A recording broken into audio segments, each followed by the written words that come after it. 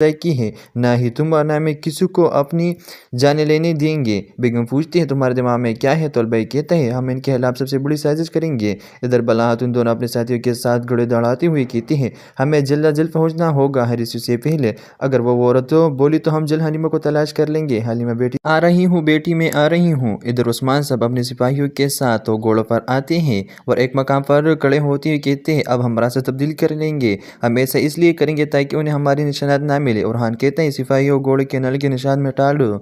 एक इत्तेसादी वो घोड़े दौड़ा रहे होते हैं और पीछे मौजूद सिपाही जड़ी के जरिए निशानात तो हटा देता है, मगर उलगान उन्हें देख जाता है और फिर से चमका दे रहे होते हैं। उस्मान कभी कोई निशान नहीं छोड़ता। उलगान कहते हैं वो जो चाहे कर ले, इसकी तमाम कोशिशें नाकाम हो जाएगी, चलो उन्हें अतराफ से घेर लो। इधर सरदार अयाजो संदूक से बड़ी गाड़ी लेकर उस्मान साहब तक जा पहुंचता है और गाड़ी से उतरने के बाद कहता है हुजूर सारा सोना ये है। तो उस्मान साहब कहते हैं अब इस मुश्किल वक्त में हमारा शाना बशाना खड़े रहे अयाज साहब, अल्लाह आपकी सलामत रखे। इसलिए मैं दौलगान उस्मान साहब तक पहुंच जाते हैं और कहते हैं खुश आमदीद उस्मान, तुम आज अपनी जान से हाथ धो बैठोगे। मैंने ख्वाब देखा कि मैं तुम्हें और तुम्हारे औलाद को दुआ कर दूंगा। ऐसा सुनकर उस्मान साहब कहते हैं बेड़े का सिलसिला उन्हें सिर्फ इसलिए खत्म नहीं हो जाता कि लोमड़े ने ख्वाब देखा है।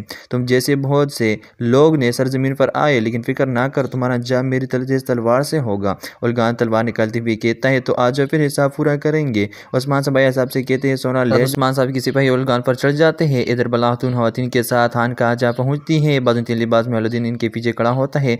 दरवाजे पर मौजूद सिपाहियों बलाहत उनसे कहती हैं हम राह बलोसिका से मिलने आए हैं। तो सिपाही कहता है हम आज मेहमानों के आने की कोई इतला नहीं मिले। तो होले फिर उसे कहती है क्योंकि इसको खुफिया रखना था। फिर इसके पास जाकर फोन कहती है कुछ दिन से हम अजीम जवान की हाँ से है, तो फिर आपको वहाँ से किसने भेजा? होले फिर कहते अजीम पादर बोर्डनी गोने, उन्हें हमसे राह बलोसिका से मिलने को कहा। ये कहते हैं साथ ही वो निशाना सिपाही को दिखाते हैं और कहते हैं बहुत सी अहम चीज़ है जिनके बारे में हमने उन्हें बताना है। निशाना देखकर साथी सिपाही सर झुकाते हुए कहता है हम आपसे माफ़ी चाहते हैं, आगे बढ़िए। ये सुनते साथी वो सब अंदर दाखिल हो जाती हैं। इसके बाद आगे सारे किले में सोफिया अपने सिपाहियों को देखते हुए कहती हैं वो आया उन्हें मारा उनकी जगह ले ली। हाँ, तो सिपाही कहते हैं माल लाने वाले ने कहा था कि मार्कोस बीमार है। सोफिया उसे से कहती है अहमको बेवकूफ़ो जाहिलो कुत्तो, क्या तुम्हें इस पर यकीन है जबकि वो रह गए हैं? तो वो जानते थे अपनी मौसी और फाज कहते हैं। साथ ही सोफिया चौंक जाती है और एकदम से कहती है लानत वो अर्श की पीछे है, जल्दी करो सिपाही। ये कहते साथ ही सोफिया